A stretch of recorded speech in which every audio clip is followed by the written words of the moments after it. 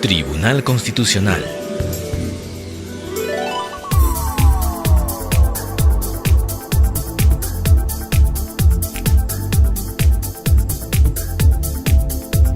Audiencia pública de la primera sala del Tribunal Constitucional, Lima, 10 de mayo del 2012, presidida por el magistrado señor Óscar Urbiola Jani e integrada por los magistrados señores Juan Vergara Gotelli y Gerardo Eto Cruz.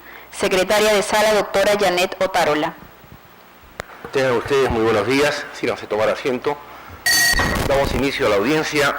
Señorita relatora, dé cuenta de las causas. Señor presidente, señores magistrados, muy buenos días. A continuación daré lectura de las causas en las cuales se ha solicitado informe oral y que han sido programadas para el día de hoy. Causa número 1.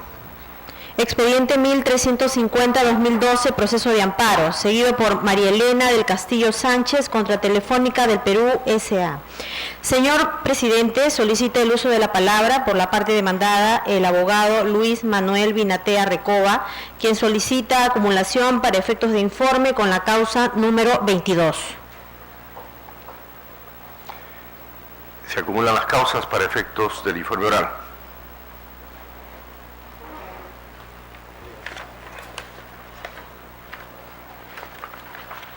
Señor abogado, puede hacer uso de la palabra. Muy amable, señor presidente, y muy buenos días. Señor presidente, señores magistrados, mis patrocinadas Telefónica del Perú y Telefónica Móviles han solicitado el uso de la palabra para exponer verbalmente las razones por las cuales el recurso de agravio constitucional presentado por las señoras Manuela Ruiz Cárdenas y María Elena del Castillo debe ser declarado infundado y, por tanto, ratificarse la decisión que han tomado tanto la Corte Superior como el juez de primera instancia en el sentido de declarar improcedente liminarmente la demanda. En este proceso, señores magistrados, las demandantes han interpuesto recurso, esta acción de amparo contra mis patrocinadas, solicitando se declare la nulidad del trasvase ocurrido entre las dos empresas, argumentando que ese trasvase viola el derecho al trabajo. Ha invocado como sustento de ello los artículos 2.15 de la Constitución, 22 y 26. Tanto el juzgado de primera instancia como la sala mixta han declarado improcedente liminarmente esta demanda, argumentando fundamentalmente que no ha habido una afectación al derecho al trabajo por no haber ocurrido un despido y adicionalmente que no ha habido una afectación en materia económica ni en materia de relación laboral, porque esta relación laboral, la de las dos demandantes, se ha mantenido incólume a lo largo del tiempo y conforme está acreditado en los medios probatorios que las propias demandantes han adjuntado a su demanda, hay evidencia de que todos sus derechos laborales han sido reconocidos, mantenidos y continuados. El recurso de agravio constitucional que se ha planteado postula fundamentalmente que en esta nulidad pretendida hay una afectación de la libertad de trabajo. Y esto es muy singular porque, a pesar de que lo que se plantea es una violación del derecho al trabajo, toda la fundamentación planteada en este proceso y en particular en el recurso de agravio constitucional va dirigida a invocar una afectación de la libertad de trabajo porque, sostienen las demandantes, no se les ha permitido definir si es que quieren o no continuar con Telefónica Móviles como empleador. En este proceso, señores magistrados, lo que ha ocurrido es una novación subjetiva, es decir, la relación laboral se ha mantenido absolutamente incólume y lo único que ha variado es el empleador. Esta figura, la de la novación subjetiva, es típica del derecho del trabajo y suele acompañar a los casos de transmisión de empresa, que es lo que ha ocurrido aquí. Me explico. Telefónica del Perú, considerando las tendencias que hay en el mercado de las telecomunicaciones, decidió integrar sus actividades con las de Telefónica Móviles, de forma tal que, atendiendo a la demanda de servicios que hay actualmente en el mercado, todos los usuarios queremos servicios integrados, los pedimos y eso es un fenómeno que ocurre en el mundo, decidió integrar sus actividades y para integrar actividades requirió una reorganización interna. Apeló para ello a la figura de la reorganización simple, en virtud de la cual un bloque patrimonial completo de Telefónica del Perú fue transferido a Telefónica Móviles. ¿Con qué propósito? Con el propósito de que Telefónica del Perú se quedara manejando la actividad de explotación de redes y toda la actividad de comercialización y venta de servicios de comunicaciones quedará en manos de Telefónica Móviles. Esta operación, que es una operación natural que viene regulada por la Ley General de Sociedades y que está contenida en el artículo 391 de dicha norma, tuvo como efecto, como decía, la transferencia de un bloque patrimonial. Pero no es solamente un bloque patrimonial lo que se transfirió en verdad una unidad de negocio completa, que tenía vida propia, que tenía más de 1000 trabajadores. Esta figura, que es absolutamente legítima desde la perspectiva constitucional y empresarial, también lo es desde el punto de vista laboral, porque en primer lugar se trata de una figura típica del derecho y regulada por el derecho laboral y que además ha merecido comentarios de la doctrina que siempre son consistentes en un solo sentido. Me permito leer uno de ellos y luego hacer referencia a una sentencia de la Corte Suprema de la República que se refiere exactamente a la misma situación. El profesor Miguel Camps Ruiz señala lo siguiente: el trabajador no puede oponerse en principio a la transmisión de la empresa, en palabras de sentencia del Tribunal Central de Trabajo del 21 de julio del 87, para consumar señala Camps Ruiz, para consumar la sucesión de empresa no es necesario el consentimiento de los trabajadores ni de sus representantes legales. En nuestro país, Elmer Arce, un autor que ha tratado detenidamente estos temas, señala lo siguiente: las transmisiones provienen de una decisión unilateral empresarial donde el consentimiento del trabajador no tiene mayor relevancia jurídica, por lo que no cabe trasladarse a este último los perjuicios que se invocan, por ejemplo, en esta demanda. Y luego decía, la casación 991-2005 de la Libertad señaló lo siguiente en relación al principio de continuidad: en virtud de este principio, el contrato de trabajo, que es de tracto sucesivo, perdura en el tiempo y se considera como uno de duración indefinida. Así, Américo Pla, al analizar el verdadero alcance de este principio desde la perspectiva de la sustitución del empleador, refiere que los cambios en la persona del empleador no significan la culminación del contrato de trabajo, todo lo contrario.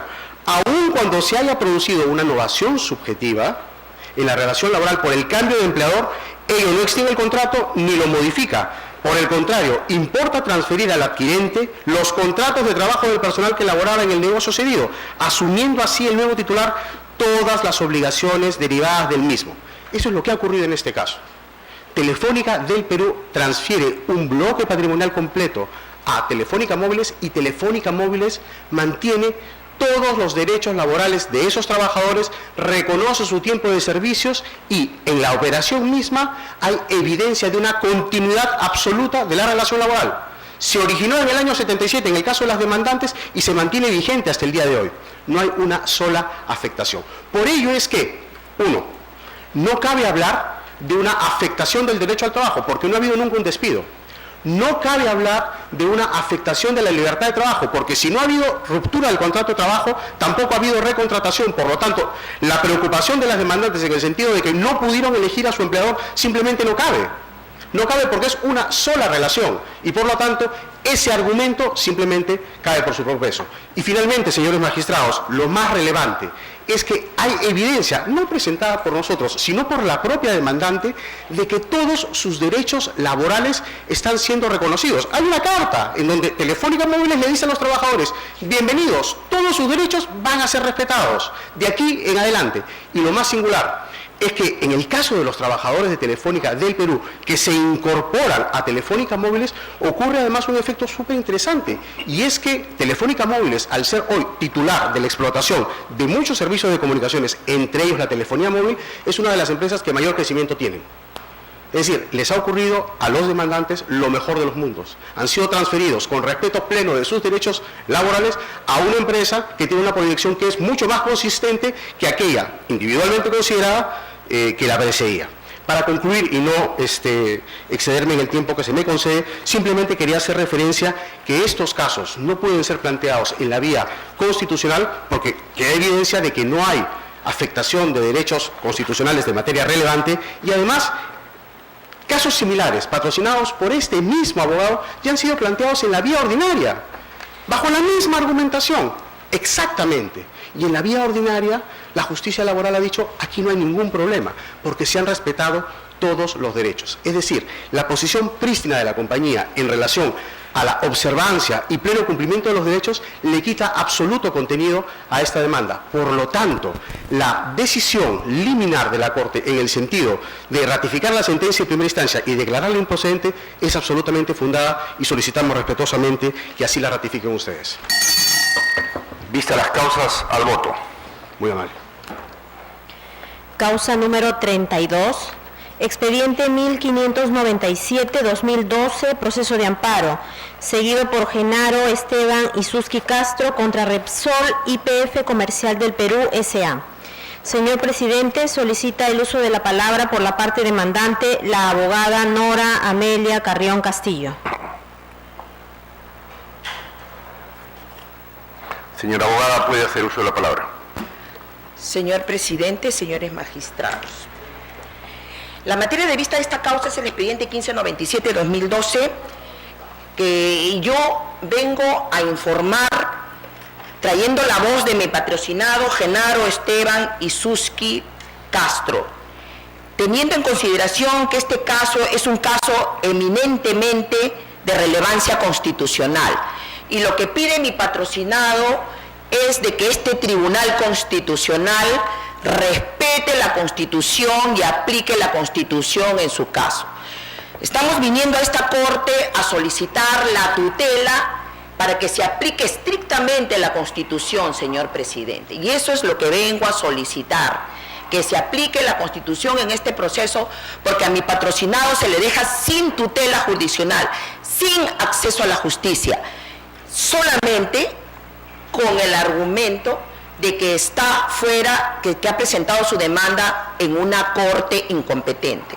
Pero yo quiero dejar bien en claro en este proceso que mi patrocinado señaló cuando presentó su demanda que su domicilio era en el Callao. Presentó declaración jurada de que su domicilio era en el Callao.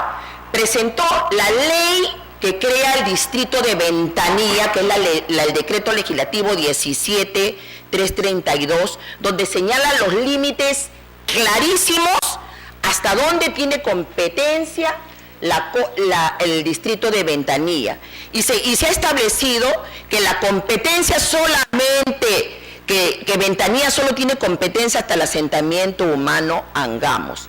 Y desde Angamos para adelante, la competencia es de la comisaría de Márquez Callao. Es por eso que se hizo la constatación de la violación del derecho fundamental al trabajo en la comisaría de Márquez del Callao.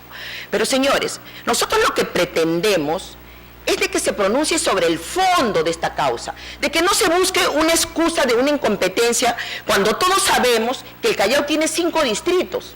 Yo, por ejemplo, vivo en Bellavista, Callao. Cuando hago una demanda, la presento en la Corte del Callao. Bellavista, La Perla, La Punta, Carmen de la Legua, todos presentan en la Corte del Callao. Ventanilla es un distrito que también es un distrito del Callao y puede presentar, nada enerva que presente sus demandas en el Callao, porque yo no me he ido, como vuelvo a repetir reiteradamente, de que yo no me he ido a Puno a demandar, a buscar una tutela de un juez amigo. No, nosotros estamos en el Callao, señor. Todos los trabajadores viven en el Callao. Además, se ha acreditado que una resolución administrativa creó la Corte, la Corte de Ventanilla, solamente para descentralizar en el área de tantos pueblos jóvenes que se dieron en ese entonces. Ventanilla está rodeado de pueblos jóvenes y por eso es que querían que todos los juicios menores de esos pueblos jóvenes se vean en esa Corte. Pero eso no es el caso. El caso de esta litis es que el artículo 3 del título preliminar del Código Procesal Constitucional dice en la última parte: los jueces y el Tribunal Constitucional, así existan dudas razonables, no pueden dejar de resolver una causa donde se han violado los derechos fundamentales, y no se puede interrumpir un proceso de amparo como en el presente caso cuando se ha evidenciado y hay pruebas tan claras en este expediente. ¿Por qué mi patrocinado, yo le quiero hacer esta pregunta, por qué mi patrocinado interpone el proceso de amparo? Porque mi patrocinado, no obstante estar en un acta de infracción, que no es una mera acta, señores, porque si ustedes ven en esta acta de infracción hay un promedio de 10 actas que se han levantado dentro, donde se les solicita a Repsol constata, se le requiere, tú le entregabas los uniformes, quién compraba los útiles, quién tenía la maquinaria, quiénes eran los dueños de los camiones repartidores del sistema. Todo era de propiedad de Rexol. Entonces se acreditó, hay desnaturalización, Cervosa Gas no es su patrocinado, sino Rexol YPF. Por lo tanto, inclúyelo en planillas. Le dice, le pone sendas multas, saca resoluciones divisionales, resoluciones directoriales y le dice, ponlo en planillas a tu patrocinador. ¿Qué hace Rexol? Inmediatamente lo despide bajo un despido fraudulento, nulo y fraudulento, que no solo es incausado, sino también nulo y fraudulento, y inmediatamente se interpone el proceso de amparo y a mi patrocinado, Rexol, inmediatamente, en este caso exclusivo, porque los demás ya tienen sentencia, pero en este caso, ¿qué ha hecho? Después de que ya contestó la demanda Rexol, a ultranza pide la nulidad de todo lo actuado cuando ya está para sentenciar y le declaran la nulidad de todo lo actuado por incompetencia, cuando no hizo la excepción de incompetencia, sino simplemente hizo la supuesta esta situación de decir es nulo todo lo actuado por incompetencia. Entonces, señores, estamos frente a una violación no solo al debido proceso, sino también a la Constitución, porque el artículo 2, inciso 11 de la Constitución, dice que un ciudadano en el Perú puede señalar su domicilio en el momento que ellos lo determinen. Y si mi patrocinado, por el principio de buena fe y acreditado con una declaración jurada, señaló que mi domicilio es en el Callao, yo pienso que lo mínimo que se puede hacer es creerle, porque una declaración jurada no es cualquier cosa, señor. Si se comprueba lo contrario, Rexol ha venido mintiendo que señalaron domicilios, eso es totalmente falso y de ocurrencia de los abogados en el momento de la defensa. Pero lo cierto es que mi patrocinado tiene su domicilio en el Callao y que presentó su demanda en un juez competente y que la Constitución le da la facultad para que señale su domicilio en cualquier momento. Y no pido que por una excusa artificiosa de un domicilio se pretenda dejar a un ciudadano sin tutela judicial, sin acceso a la justicia y sin que se resuelva el fondo de su proceso. Porque el fondo es que hay una violación flagrante del debido proceso y una violación al derecho fundamental al trabajo, señores. Y eso es lo que reclamo. Muchas gracias. Vista la causa, al voto.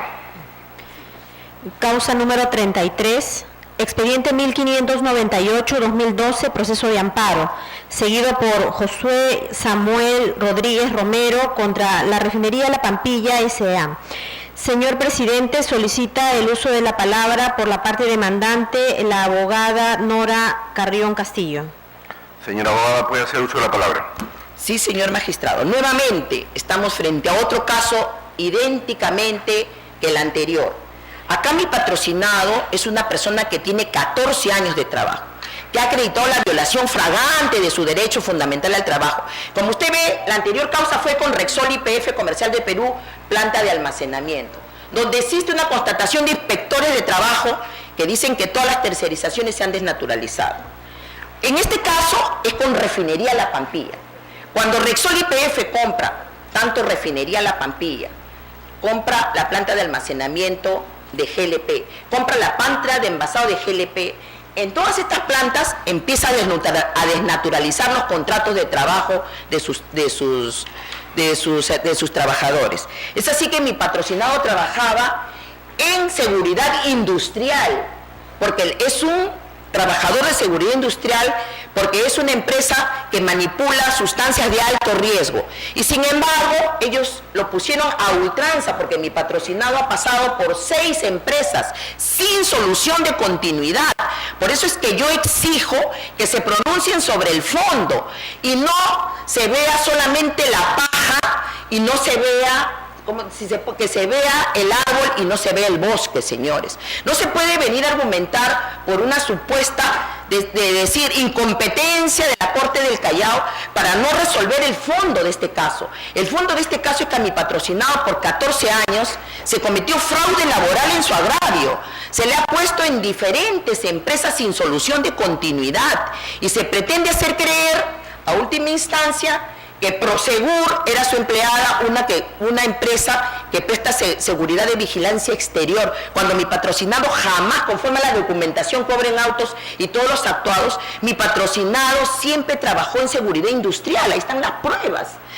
Rexol, Refinería La Pampilla lo capacitaba en seguridad industrial, todo está acreditado con todos los documentos entregados por Refinería La Pampilla y dice que trabaja para Prosegur. ¿Y por qué utilizaron a Prosegur los últimos 3 años? Para poder decirle, se te venció tu contrato de trabajo y te vas a la calle.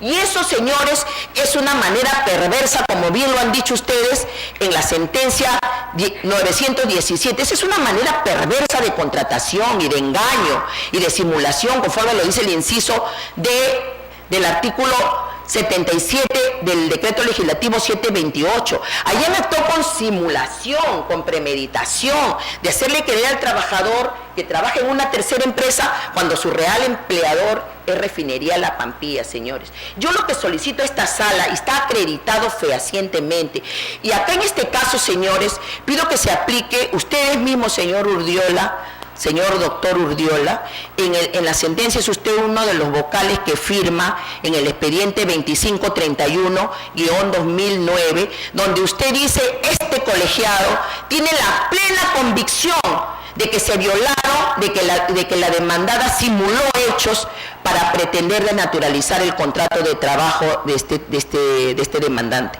Por eso yo le pido, señor, que no se pronuncie respecto de la incompetencia, sino que se pronuncie respecto del fondo, porque ya está acreditado, señor, con la ley de creación del distrito de Ventanilla, con el oficio que envía el comisario de Ventanilla, donde dice bien claro, yo no tengo jurisdicción para hacer constataciones, porque esas constataciones le corresponde a la comisaría de Márquez Callao. Está acreditado de que estamos en una corte competente. Quiero, por piedad, les suplico, les imploro de que se pronuncien sobre el fondo, porque así están viniendo sucesivamente inmensidad de causas con este mismo problema de la incompetencia, cuando estamos, la competencia es en el Callao, tanto por el domicilio del demandante como por el lugar donde se afectó el derecho, donde está ubicada la empresa, y la empresa está ubicada en el Callao, señor, en la avenida Néstor Gambetta Callao, y la comisaría que constató fue la comisaría de Márquez, que es el lugar donde se afectó el derecho. Pido que tengan en cuenta en esto, sobre todo la ley de creación del distrito de Ventanilla, donde se señalan muy claros los límites y se acredita que los límites y la competencia es de la Corte del Callao, señores. Muchas gracias. Vista la causa, al voto. Causa número 42, expediente 1639-2012, proceso de amparo, seguido por Francisco Arnaldo Ángeles Millones contra Repsol YPF Comercial del Perú S.A. Señor presidente, solicita el uso de la palabra por la parte demandante, la doctora Nora Carrión Castillo. Puede hacer uso de la palabra, doctora. Señor magistrado, este es otro caso similar. Este es otro caso donde a mi patrocinado se le pretende dejar sin tutela jurisdiccional, señora, sin acceso a la justicia. Señora, vamos a agradecerle que sí, en aras al tiempo ya. Y Perfecto. al número de causas que están por informar, sí, nos haga ya una breve, digamos, especificación de este caso, sin entrar ya a los argumentos que son comunes a las otras causas que hemos Perfecto, escuchado. doctor, perfecto. ¿Correcto? Lo único que Gracias. le pido también en este caso es que se pronuncie sobre el fondo de la causa, porque a mi patrocinado está en el acta 468, donde se acreditó que le ordenaron a Repsol que lo incluya en Y planillas. el tema también es sobre el domicilio y la competencia de... Pero en Correcto. este caso, señores, hay algo. Yo en la sala, cuando informé, mi patrocinado me trajo un legajo de documentos que eran la cuenta bancaria del CPB, la cuenta del Banco Falabella, su recibo de luz, de agua, y una serie de documentos de sus hijos, las partidas, que acreditaban que su domicilio era en el Callao. Solamente ¿sabe lo que había sucedido? De que mi patrocinado, cuando era soltero, vivía en el domicilio de sus padres, y se había casado y se había venido a vivir al Callao, pero no había cambiado el domicilio, pero su domicilio real de él es en el Callao. Y él lo acreditó no solamente con la declaración jurada, sino lo acreditó cuando le mandaba su estado de cuenta el banco CPB, el Banco de Crédito del Perú, se le mandaba su domicilio del Callao. Y ustedes pueden ver, porque si esta corte del Callao, la segunda sala, ha tenido la honestidad de mandar todos los documentos que yo he presentado, quiere decir que tiene que obrar en autos ese escrito donde yo acredité fehacientemente con pruebas indubitables de que mi patrocinado tenía su domicilio en el Callao. Él también ha presentado declaración jurada. O sea, nosotros por todos los medios hemos acreditado que tenemos la competencia. Y yo pido, señores, que en amparo del título tercero, del título preliminar del Código Procesal Constitucional, no se interrumpe esta causa, no se interrumpa porque lo dice bien claro, así existan dudas razonables, optarán por la continuidad del proceso. Mi patrocinado requiere que haya un pronunciamiento de fondo respecto de su causa y que no se le deje sin tutela por una simple excusa de decir no vive en el Callao, y cuando está acreditado que Rexol está ubicada en el Callao. Entonces, por todos los medios está acreditado que la competencia es en el Callao. Correcto. Y esa es mi invocación para que se respete la Constitución, señores. Muchas gracias. Vista la causa, al voto. Causa número 50, expediente 1659-2012, proceso de habeas corpus, seguido por Jorge Ricardo Prado Onofre contra el fiscal superior, jefe de la Oficina Desconcentrada de Control Interno de Junín y otros. Señor presidente, solicita el uso de la palabra por la parte demandante el abogado Percy Miguel Prado Onofre.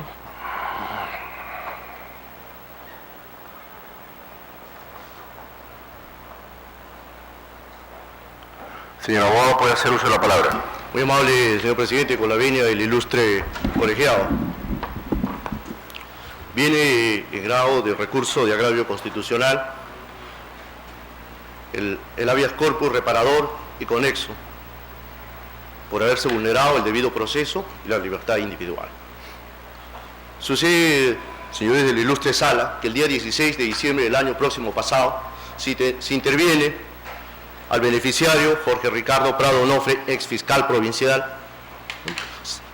El día 16 se le plantea una denuncia por un supuesto cohecho pasivo específico. Se plantea la denuncia ante el fiscal de control interno y la Fiscalía Especializada en Delitos de Corrupción. Del día 16 de diciembre al día 28 de diciembre, la Fiscalía, en una aparente inactividad, no hace ningún acto de pesquisa, ninguna estrategia, ni comprueba la verdad de esa denuncia. Porque si se había presentado una denuncia de cohecho pasivo específico, bastaba con la sola grabación para comprobar el hecho. Pero no obstante haber habido una inactividad del día 16 de diciembre al 28 de diciembre, el día 28 de diciembre provocan una intervención a este ex fiscal en una supuesta flagrancia. Se le interviene, pero no se le da en ese momento, no se le da la lectura de sus derechos, no se le permite contar con un abogado, se inician las primeras diligencias preliminares, ¿no? y el beneficiario solicitaba tener la presencia de un abogado y no se le permite todas esas cosas y se le da el mandato de detención. Por todas esas cosas, señores del ilustre colegiado, nos hemos permitido presentar el recurso de habeas corpus. Vista la causa, al voto. Causa número 51, expediente 1660-2012, proceso de amparo, seguido por Pablo Arias Santolaya contra la ONP. Señor presidente, solicita el uso de la palabra por la parte demandada la abogada Gladys Idone García, quien solicita acumulación para efectos de informe con la causa número 56. Se acumulan las causas para efectos de informe oral.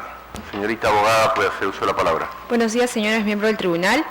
En el presente informe voy a referirme a dos procesos de amparo entablados en contra de nuestra patrocinada, la Oficina de Normalización Previsional. El primero de ellos es el determinado por el señor Pablo Arias Santolaya, el cual solicita se le otorga renta vitalicia por enfermedad profesional, puesto que se ha acreditado en autos que padece de una enfermedad que es la neumoconiosis con un grado de incapacidad del 50%. Es el caso también que en autos se ha acreditado que el demandante ha laborado en Centromín, Perú, sin embargo ha realizado labores de administración, es decir, ha sido un oficinista desde el año 1962 hasta el año 1985. Por ello es que la administración le rechazó en una primera instancia administrativa la renta vitalicia solicitada y tanto en primera como en segunda instancia se ha declarado que el proceso de amparo es infundado. y es que no está acreditada la relación de causalidad necesaria como para podérsele otorgar la renta vitalicia. Por eso que en este caso solicitamos se declare infundado el recurso de agravio constitucional. Por otra parte, en relación al caso del señor Julián Chupitas Camacho, él solicita se le recalcule su pensión de jubilación. Él actualmente percibe una pensión de jubilación por resolución administrativa 2319 del año 95, por la cual se le otorgó la pensión en función a 29 años de aporte al Sistema Nacional de Pensiones. Él indica que se le ha aplicado indebidamente el decreto ley 25967, lo cual no es correcto toda vez que la edad necesaria para adquirir la pensión la adquirió durante la vigencia de este decreto ley. Por ello, es que también consideramos se deba declarar infundado su recurso de agravio constitucional. Vistas las causas, al voto. Causa número 55, expediente 1669-2012, proceso de habeas corpus, seguido por Martín Guillermo Olivares Lazo, a favor de David Rafael Palomino Aquije, contra los jueces superiores de la Segunda Sala Penal para procesos con reos en cárcel de la Corte Superior de Justicia de Lima y otro. Señor presidente, solicita el uso de la palabra el abogado, en causa propia, el abogado que interpone el proceso de habeas corpus, el abogado Martín Guillermo Olivares Lazo. Señor abogado, puede hacer uso de la palabra. Señor presidente, señor magistrado, muy buenos días. El presente habeas corpus está dirigido contra los magistrados del 20 Juzgado Penal y de la Segunda Sala Penal de reos en cárcel. Sucede lo siguiente, señores magistrados. El beneficiario estuvo siendo procesado por el delito contra la libertad sexual de actos contra el pudor, y esta causa estuvo seguida en el 20 Juzgado Penal, la cual fue declarado absuelto debido a ciertas contradicciones o la falta de prueba en este caso que se meritó en el proceso correspondiente.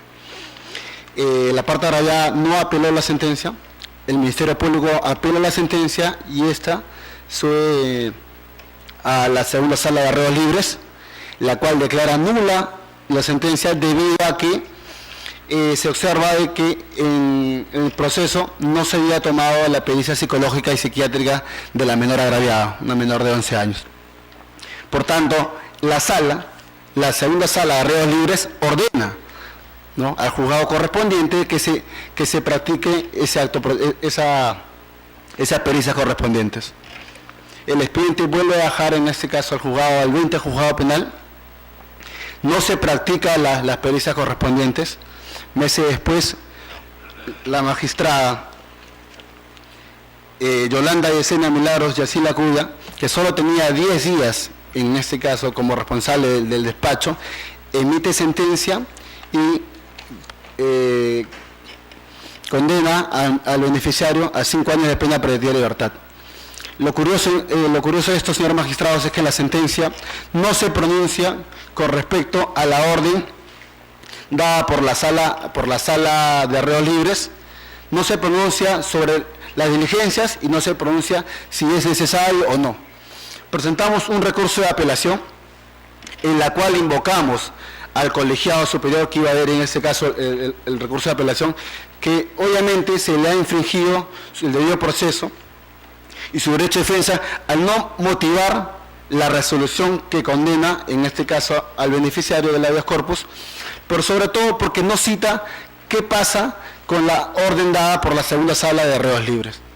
En apelación, obviamente por estar privado de su libertad, el expediente va a la Segunda Sala de Reos en cárcel y por voto mayoritario es confirmada la sentencia. Pero en esta sentencia, señores magistrados, tampoco se pronuncia respecto a la orden dada por la Segunda Sala de Reos Libres. Y tampoco se pronuncia respecto si es necesario o no. Simplemente, a pesar de que en la apelación hemos fundamentado eso, simplemente se olvidan de esa orden judicial y confirman la resolución. Es por eso que se presenta el habeas corpus, señores magistrados, tanto el 43 Penal y la tercera sala penal consideran de que estamos buscando una revaloración de las pruebas, una revaloración de lo que se ha actuado a nivel del ente juzgado penal y de la sala.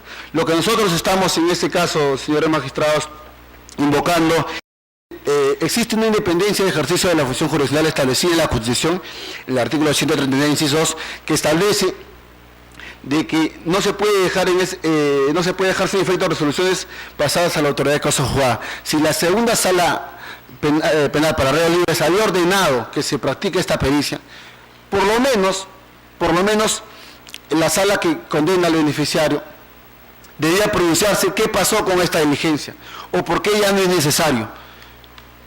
Segundo, al no pronunciarse eso, no existe una debida motivación de la resolución judicial y por tanto, al no existir esta debida motivación, minimiza, perjudica y vulnera su derecho de defensa porque no le permite contradecir, no le permite en este caso, señores magistrados, fundamentar por qué era importante esto.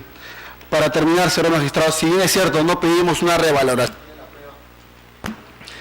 es importante también mencionar de que prácticamente, como se va a analizar en las sentencias que están en el expediente, solo han hallado su responsabilidad porque la pericia psicológica del procesado beneficiario ahora con habeas corpus consideran de que es un irresponsable, es un, entre comillas, en pocas palabras, es un inmoral. O sea, porque la pericia psicológica de él sale que no es una persona, entre comillas, acorde con las buenas costumbres, lo declaran culpable y no examinan la orden de la segunda sala porque no existe pericia, no existe prueba alguna. Por tanto, señores magistrados, pedimos en este caso que se examine eso, toda vez que está privado de su libertad ya más de 15 meses, señores magistrados. Vista la causa, al voto. Causa número 59, expediente 1682-2012, proceso de amparo, seguido por Marino Mirabal Palacios contra la ONP. Señor presidente, solicita el uso de la palabra por la parte demandada el abogado Juan Carlos Rojas Vargas.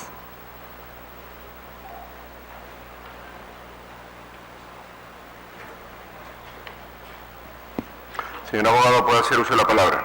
Presidente, señores magistrados, con su permiso. Motiva el informe oral en esta causa, el cual tiene como pretensión el otorgamiento de una pensión de renta vitalicia. El hecho de que efectivamente el señor ha acreditado trabajar para una empresa minera y también ha presentado un examen de la Convención Andorra de 1846. Sin embargo, como ha sido apreciado en las instancias inferiores, este certificado de médico adolece de una serie de formalidades, pues si bien diagnostica 61 grados de incapacidad, no ha consignado las enfermedades de las cuales originan esa incapacidad. Y peor aún, genera contradicción, y ha sido suscrita por los 3 médicos evaluadores, y genera contradicción que cuando se emite una rectificación, es solamente suscrita por el presidente de la comisión, haciendo la salvedad que padece de neognosis, lo cual genera en cierta forma una duda o falta de convicción en cuanto a ese medio probatorio. Entonces, ese aspecto venimos a solicitar que sea valorado por el colegiado a la hora de sentenciar objetivamente. Eso sería todo.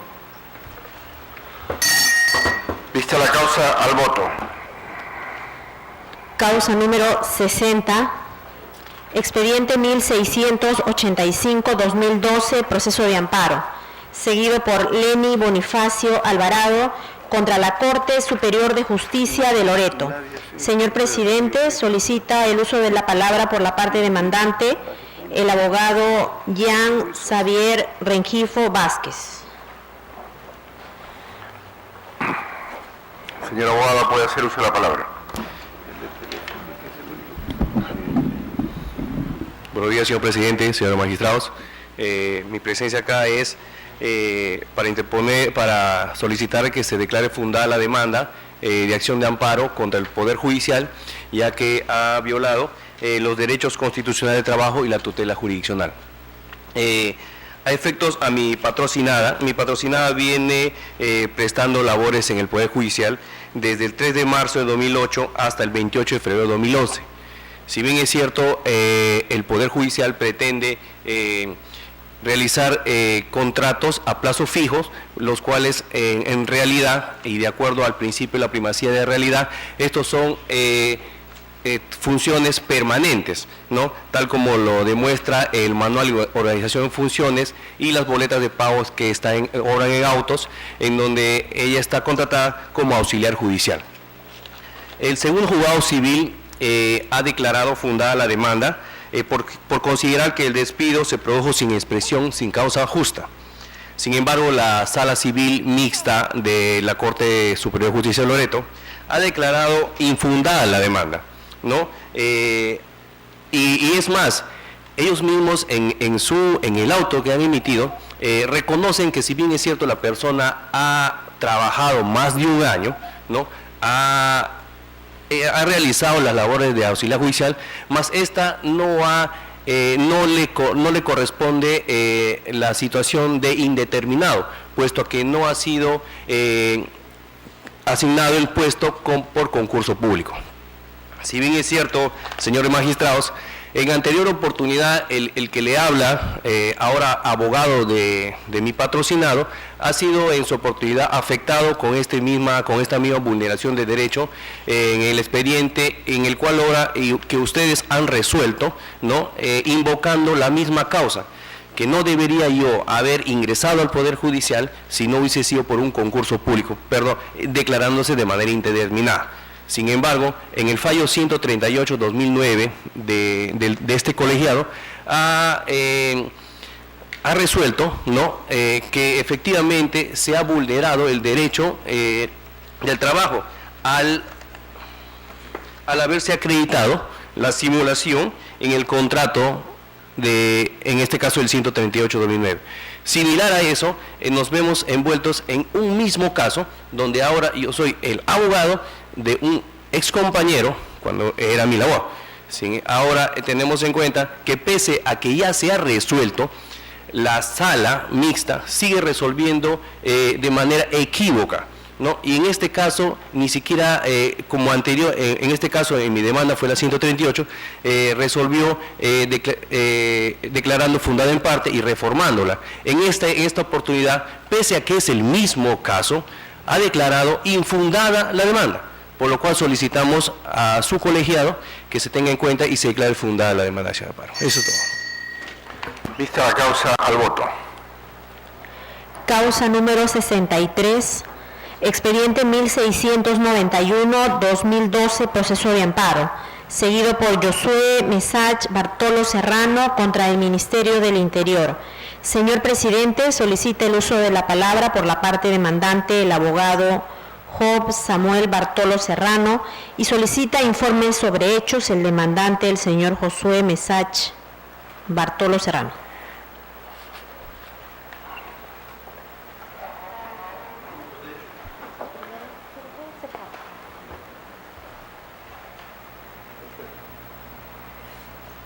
Señor José Bartolo Serrano, le vamos a agradecer que se refiera única y exclusivamente a los hechos de manera breve y concisa.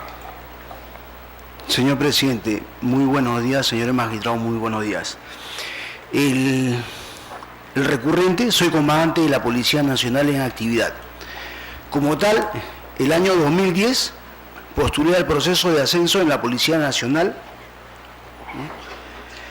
cumpliendo con todos los requisitos que me exigían en la directiva de la Policía Nacional, los cuales eran, como por ejemplo, pasar ficha médica, como dar mi examen de conocimientos, ¿no? Y después de todo este proceso de evaluación, obtuve el primer puesto en el cuadro de méritos por notas, y también obtuve el primer puesto en el cuadro de méritos final, que fue publicado en la Policía Nacional. Para eso, la Policía Nacional propuso 112 vacantes en el grado de coronel, y existía una plaza vacante en mi especialidad de ingeniero químico, conforme la misma policía en el informe número 05 lo propuso por la Dirección de Recursos Humanos. Asimismo, también la Dirección de Economía y Finanzas de la Policía formuló un informe, el informe 295, en la cual también decía que sí existía previsión presupuestal para atender las 12 vacantes, y entre ellas una para mi especialidad de ingeniero químico.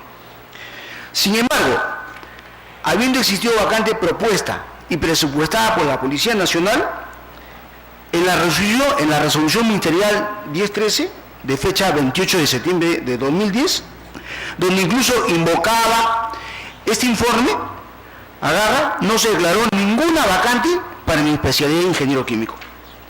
Y no se me dio ninguna razón de hecho ni derecho por la cual a mí no se me daba vacante para el grado de coronel de servicios PNP en la especialidad de ingeniero químico. Debo mencionar, señor presidente, que no obstante existir 1.472 vacantes propuestas y presupuestadas, solamente dieron 1.402 vacantes. O sea, 70 vacantes no la dieron. Y entre ellas estaba una vacante para mi especialidad, propuesta y presupuestada. Además, señor, dentro de todas esas vacantes que se dieron, hubo no existió un criterio de igualdad, asimismo no discriminación, equidad y justicia para todas las especialidades, porque unas especialidades fueron favorecidas más que otras. Había, para un médico, por ejemplo, 35... Pero esos son los hechos. Vamos a escuchar ahora a su abogado respecto al derecho.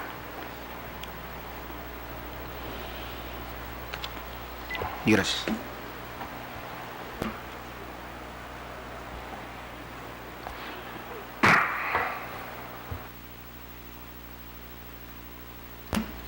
Señor presidente, señores magistrados, de conformidad al artículo 139, inciso 3 y 14 de la Carta Magna, el artículo 2, inciso 2, el artículo 26, inciso 1 y el artículo 139, inciso 3 de la Carta Magna, solicito que se revoque el auto apelado y reformando se ordene que el ACU admita positivamente la demanda de amparo por afectación de derechos constitucionales relevantes, que son la igualdad ante la ley, a la no discriminación y a la debida motivación y al debido proceso administrativo. Por lo siguiente, en el 2010 se produce el proceso de ascenso para la promoción 2011. Es así que mi patrocinado, cumpliendo todos los requisitos del caso, obtiene el primer puesto. Ya estaba presupuestado y estaba una vacante por medio. De por medio había el informe 05 que orden autos y el informe 295 que así lo establece. Sin embargo, se expide la resolución ministerial número 1013 del año 2010, donde no se le otorga ninguna vacante a mi patrocinado. Y esa única vacante se le dan a los sociólogos y a los médicos le dan 40 vacantes, así señor, 40. Entonces así que no se cumple con el principio constitucional de igualdad ante la ley. A todos debería favorecer por igual y también no se cumple con el principio constitucional de que no puede ser discriminado. A mi patrocinador le han discriminado por su especialidad de ingeniero químico, no obstante que él es abogado, máster en criminalística y en todos los cursos ha obtenido los primeros puestos y los mismos que cobran en autos. También es catedrático en matemáticas, entre otros puntos más, y sin embargo no se le ha dado. Es una persona joven que se le trunca su proyecto de vida al respecto.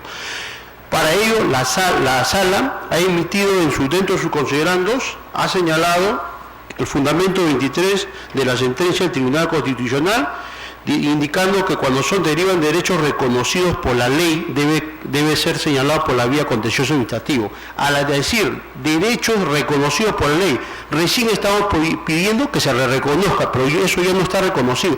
Si estuviera reconocido, entonces pediríamos pues que se le reconozca, ¿no? Pero en cambio todavía no está reconocido, por razón por la cual hemos pedido la nulidad parcial de esa resolución en el extremo situación jurídica, razón por la cual al haber derechos constitucionales vulnerados solicito que se ordene que se admita positivamente la demanda de acción de amparo. Gracias.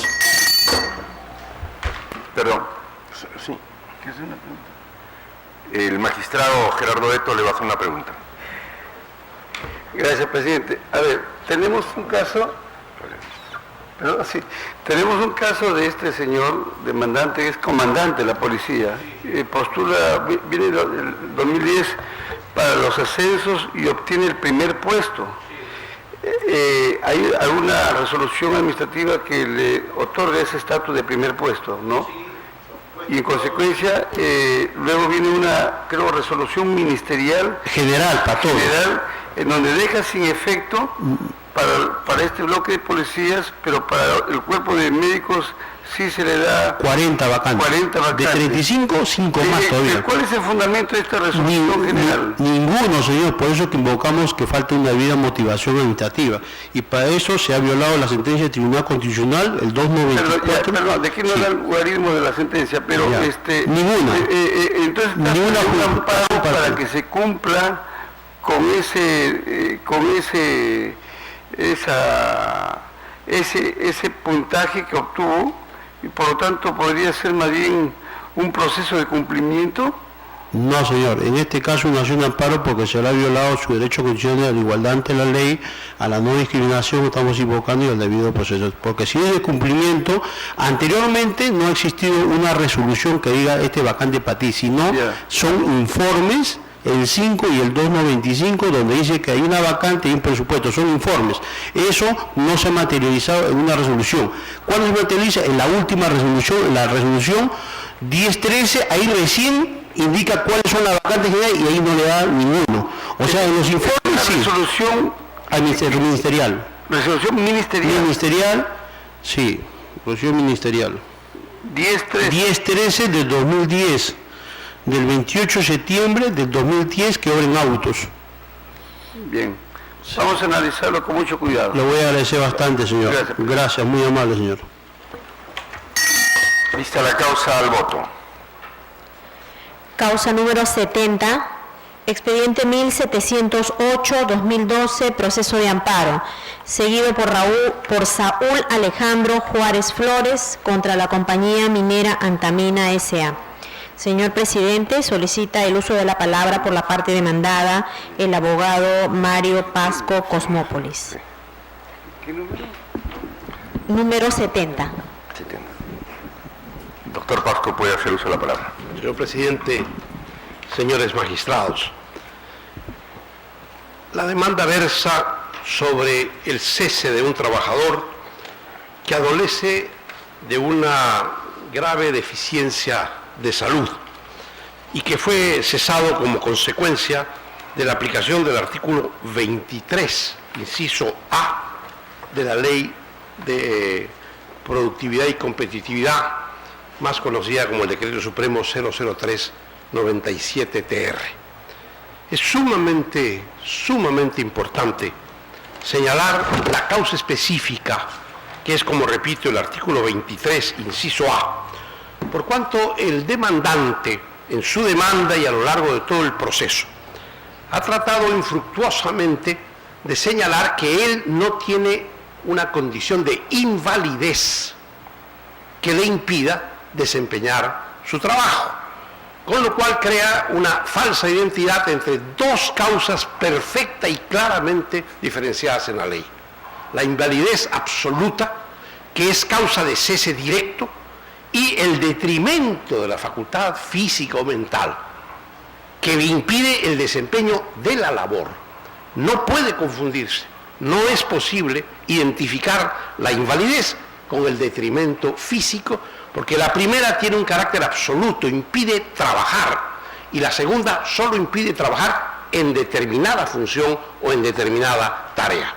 Concretamente, el demandante es operador de una herramienta muy especializada que se llama el PIT Utility y que tiene por objeto la verificación de todo el cableado eléctrico de las palas y perforadoras de los implementos que se utilizan en la mina, en este caso en Antamina, mina que está ubicada a 4.200 metros de altura, en una mina a una altitud sumamente considerable.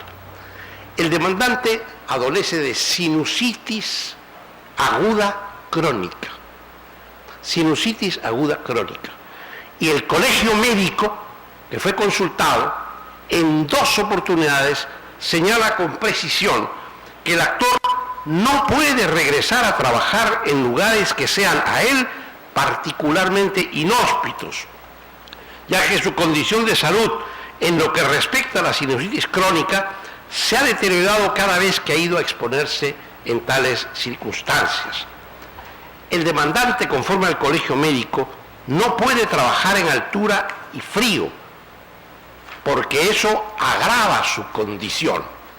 Y este, que es un dictamen, está basado en constataciones no solo médicas, sino en una circunstancia que por sí sola es suficiente. En el año 2010, el demandante dejó de trabajar 184 días.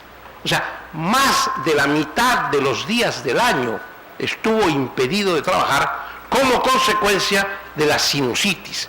Sinusitis que se agrava precisamente por la altura, como el Colegio Médico señala. El demandante, como decimos, ha tratado, a nuestro modo de ver, infructuosamente, decir yo no soy inválido, y efectivamente no es inválido. Él puede trabajar en cualquier otra actividad, pero no puede hacerlo a 4.200 metros de altura. Es más, hacerlo pone en riesgo su propia vida. Es como si adoleciera de hipertensión arterial, o tuviera una insuficiencia cardíaca, o una insuficiencia respiratoria.